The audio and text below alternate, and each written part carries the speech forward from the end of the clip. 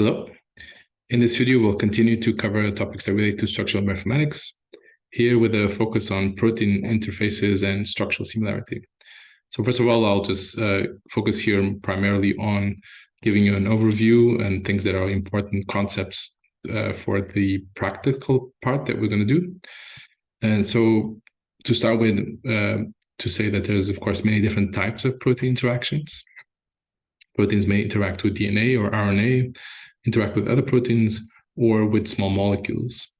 And these different types of interactions also have different properties. Therefore, if we wanted to predict them or to study them computationally, sometimes we require different approaches. I'm going to give some examples, and I'll briefly describe also some different properties of how this impacts also inside the cell in their biochemistry. So as an example, I'm going to show you just here two different types of interactions. So one at the top where we have interactions that form a stable protein complex. And then below we have interactions that's more transient interaction between a globular protein and a short linear peptide sequence. And so these are different properties. So the ones that the interactions at the top tend to be larger. They are known to have stronger binding affinities. They have longer half-lives, meaning that they will stay longer together inside the cell. And they are more specific. So these interactions only happen in this complex of this complex. So if you look in this complex at the top, there's a really important part that has to do with shape. So these subunits fit together almost like a piece of a puzzle. And therefore, they're quite more specific. That requires a three-dimensional complementarity. While this interaction at the bottom is only determined by a few residues in a linear sequence, and although it's shown here as a short sequence, this short sequence will belong to a bigger protein. So this interaction between this globular region and this peptide can occur with many other proteins that have similar properties within a short linear sequence of a peptide. So in this case, there can be a one-to-many relationships, and it doesn't require so much of a three-dimensional complementarity, but a few specific residues ordered in a specific manner. So these are very different, and they have very different characteristics for how they act inside the cell. As I said, in terms of affinity, the lifetime, how promiscuous or specific it is, and also some different characteristics in evolution. And so the aspects that determine these are also the energies that contribute to their binding. So they are typically formed by non-covalent interactions, and these include terms that include ionic bonds, such as charge-to-charge interactions, hydrogen bonds between the different proteins, and the hydrophobic effect. The hydrophobic effect is when there are at the interaction surfaces hydrophobic residues, and you benefit by hiding these in the interaction. So energetically speaking, it's more favorable if you hide the hydrophobic residues instead of having in contact with the surface. And this is the case, and we actually see them if we look at the types of residues that are found in the interaction surfaces. So here I'm showing you a relatively old plot where we have the frequency of amino acids, different types of amino acids, either buried within the core of the protein, at the interfaces between proteins, or at the surface as well, but not at an interface. So if you just look here at these residues here on the right, these are hydrophobic residues. So these don't like to be exposed to the surface. And you see that they are found preferentially in the core, these black bars.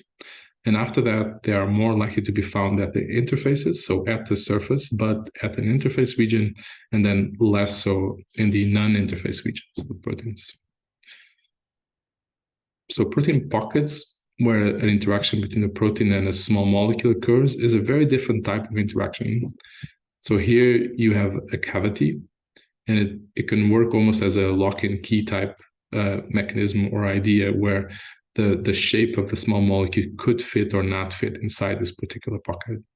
So the fact that there is a cavity makes it also very different from the point of view of computational methods. So it requires different strategies, or you can use different strategies to find a cavity computationally. This binding between drugs and pockets can occur directly at the active site. This is the easiest way of finding these pockets. It can occur in an allosteric site. An allosteric is a known binding site that can regulate the activity of the enzymes. And there's also what's called cryptic pockets. So these are pockets where most of the times in the structural proteins, you wouldn't see them, but because the structure is dynamic, you may have a pocket that gets discovered or open in a certain conformation of the protein structure. So these, as I said, these different type of interactions are very different. And so the interaction between proteins is usually a much flatter type of surface. And for this reason, it's actually quite hard to develop drugs to target interactions like this.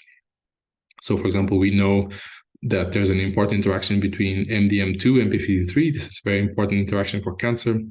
And there is, in this case, is one of the few examples where there is a successful inhibitor that targets this region, which is a small molecule here. This is a drug that tries to stop this interaction, and it's a useful drug candidate for cancers.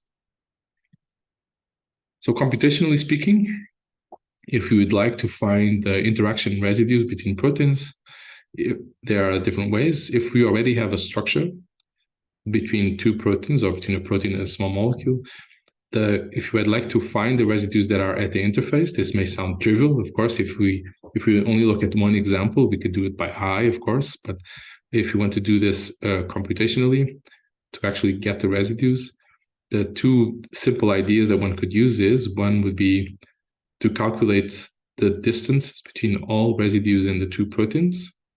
And then we would be able to find those pairs of residues across the proteins that are very close together in three-dimensional space. And these should be the interaction surface residues. A different way would be to first calculate the surface accessible regions. So if I find the regions that are on the outside, and I do this for the complex, and I do this for the individual proteins, the ones that change in accessibility between bound and unbound will be the ones that are in the interface. So these would be the two ways that computationally one could do this. And of course, then this could be done automatically for any number of protein structures. We're going to be using this Bio3D package. It already has a function that allows us to take in such a PTB and to identify the binding sites simply by calling out this function.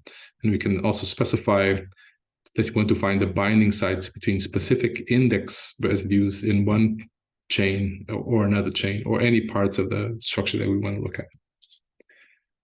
So if there isn't already a structure of the bound complex, then it becomes a lot harder, because we need to first predict the bound state, or in the case of small molecules, we would like to predict the cavities.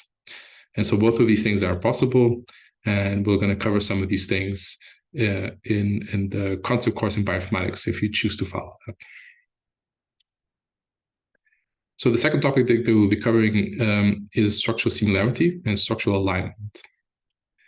So as I mentioned in the previous video, if you would like to study protein functions, one way would also be to find structures that are similar. And oftentimes it's easier to find functions through conservation of structure than it is through conservation of sequence. So sometimes the sequence could be highly divergent, but the structure will still retain the similarity. And for that, we need to be able to calculate this structural similarity. So one way, the very well-established way of doing this is to compare, calculate, and minimize the distances between equivalent residues in the two different structures. So if I have two equivalent structures that I want to compare, I can try to calculate all the pairwise distances between the equivalent residues and slightly change the structures in such a way that it minimizes the distances between them. And then the smallest distance possible will be the structural similarity that occurs between them. And so this is done between exactly calculating the root mean square deviation between the pairs of residues that are equivalent between the two structures. And of course, this is, although there are fast ways of achieving this, this is still potentially computationally quite time intensive. Because we have to calculate distances between all atoms in a sense, and that could be quite computationally intensive. And there are other ways to do this, where instead of calculating distances in three-dimensional space, we try to simplify the idea of comparisons. So this is, again, an advanced concept that we will touch upon on the concept course in bioinformatics in more detail. But I just want to bring this up as here's one example of a way of doing that. So one way of doing that would be to take a structure, try to identify fragments that can often occur in many different structures. An example would be, I can count how many times I see a helix or a sheet or a certain type of bend or loop, for example. So I could break any structure into counting how often I see these elements. And in this way, instead of having a three-dimensional object, now I have a simple vector where I have the count, the number of times I observe a certain type of fragment. So now I could compare the different vectors, and that's much faster than comparing atoms in three-dimensional space. So coming back to this relationship between sequence similarity and structure similarity, when can we consider that two sequence similar proteins are likely to be structurally similar? So I'm showing you two plots that have the same information, but they're separated by many years. So this is from 1986, which I think could be the first time these comparisons were done. So we have on one axis the residue identity. Each point here is a pair. So these are two proteins that are up to close to 80% sequence identity. And they are structurally similar at around, I don't know exactly what the value would be here, but around 0.8, I imagine. So this is the root mean square deviation. The smaller it is, the more structurally similar they are. And this is sequence identity. The higher it is, they just inverted the axis here, the more sequence similar they are. Here's an updated version of the same thing, but many, many, many more pairs of proteins. So now we have this density plot. And again, here we have structure similarity on one axis against sequence similarity. And you can see this, now that we can do these analysis, we can actually say that for almost something like above 30% sequence identity, if you look at it across here, you still have more or less the same level of structure similarity, quite high structure similarity. So if two sequences are 30% or more sequence identical, you could almost guess that they will have the same structure. So how do we find structural similar proteins, or how do we computationally compare them? If we wanted to just look in the PTB, we could already take one structure and use a search to directly search for things that are structurally similar. But most of the times we want to do it in our own computer or our clusters. And so in order to do that, of course, we need to do this computationally, programmatically. And so we're going to use the Bio3D as an example, the Bio3D function package in R to calculate structural similarities using these functions. So it allows you to first align the corresponding sequences of a series of PTBs, and then calculate first aligning them, and then retrieving an object that has the aligned structures. It's important to know what this object looks like. So after you perform the alignment using this Bio3D package, what you get is for a matrix where for every structure, you get the X, Y, Z coordinates of each individual position.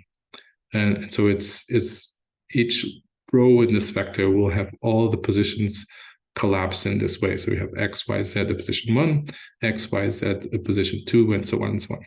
So if you want to calculate the similarity between structure 1 and structure 2, you can simply calculate the similarity of these two vectors. For example, doing a correlation, for example, if you wanted to do that. Or we can use this RMSD calculation. So we can calculate the RMSD between all possible structures in this matrix. Okay, so then we'll do this in the exercises during class.